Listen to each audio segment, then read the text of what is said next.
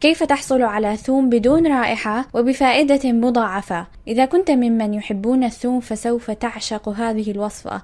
إذا كنت لا تحبه فسوف تصبح كذلك أيضا، لأنها ستمنحك منافع الثوم من دون سيئاته. بهذه الوصفة سوف تتمكن من تناول الثوم كالمقبلات تماما، حيث أنه سيكون مقرمشا وحامضا ولذيذا وبدون رائحة نفاذة.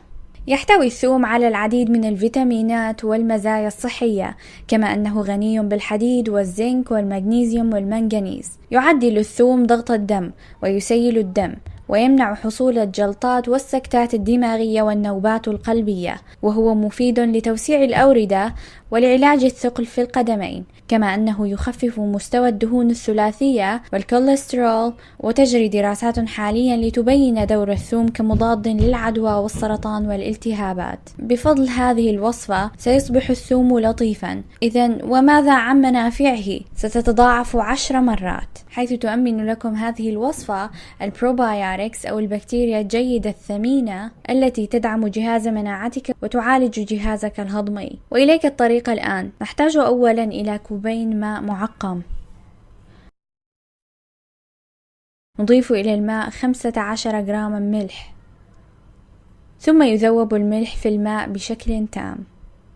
نحتاج أيضا إلى جرة زجاجية محكمة الإغلاق. بعد ذلك نضع حبات الثوم المقشرة، ونضع الملح والماء، ونتأكد أن حبات الثوم قد غمرت بالماء تماما. نحكم إغلاق الجرة، ثم يترك لمدة 5 إلى 7 أيام في حرارة الغرفة بحسب الحرارة. 5 أيام إذا كان الطقس حارا، و7 أيام إن كان باردا، من دون أن تفتح الجرة.